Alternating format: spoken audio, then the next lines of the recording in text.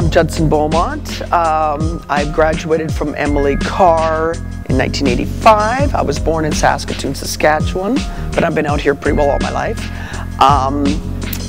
I never wanted art school to end. I loved Emily Carr so much. I took all sculpture. There was no furniture program. There was none of that kind of stuff. But I was making pieces of sculpture that people wanted to buy as coffee tables. So that's how it all started. But graduating was this, you know, when you leave the school, any school, I guess, you kind of feel alone. And I was so happy that I found this great building that I moved into, or rent out, and I've been there for 26 years. I keep telling people I've been 25 for 25 years, so that's what I've been doing. I would think of my stuff as more functional art. I mean, I was trained as a sculptor, and I was trying to figure out how can I make a living, how can I raise a family and have a shop with staff and all that. What do I do? What could I sell or create that would be, you know, that could make a living at? And I always thought right from the beginning, why can't art be functional? Why can't a sculpture have a drawer in it or a clock in it, or, you know? And of course I started doing my cartoony animated stuff. That's when it really took off, and I've just stuck by that. I would say, let's go back to artists. I mean, Keith Haring, I was a huge Keith Haring fan. I'm a huge Chuck Close fan just because the way he works, and he's disabled, and the life that guy's had has been unbelievable. I also like Andy Warhol, I mean, obviously. And as far as, but my biggest thing, I think, of all the art forms that inspire me that I like, we'll probably talk about that too, but I would have to say architecture. I just absolutely love architecture. And I almost look at my sculptures or my furniture as little buildings, the way I make them.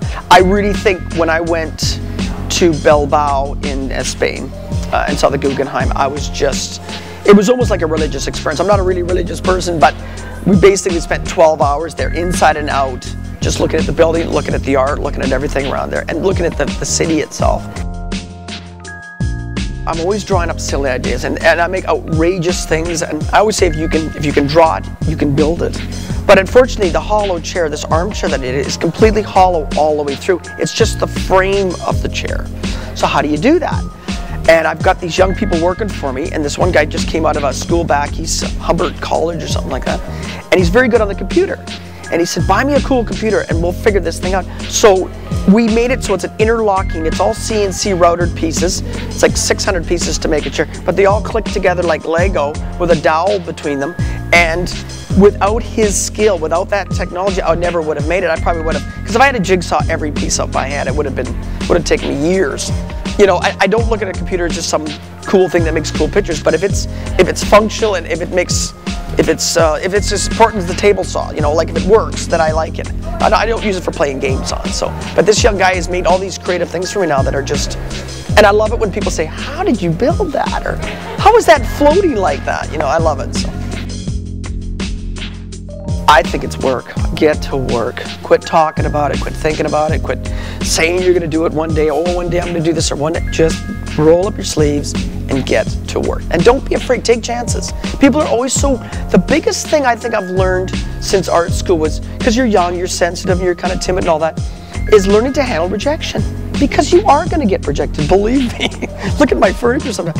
But when I started bending my furniture, like doing that kind of cartoony thing, people were just so negative to it. Like, why would you do that? Why would you put the grain on an angle? Grain should be up and down or sideways. So I was kind of bending the rules and going against the grain, so to speak. I almost look at it as, even if it is a bad idea or a bad project, it's still okay. You know, you know not to go down that road. You know what I mean? It's like, so I learned to take rejection really well, and I'm trying to tell that to young people.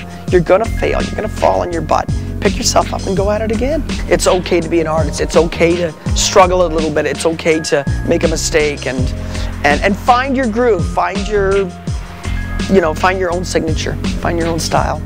But and I'll always do that. So.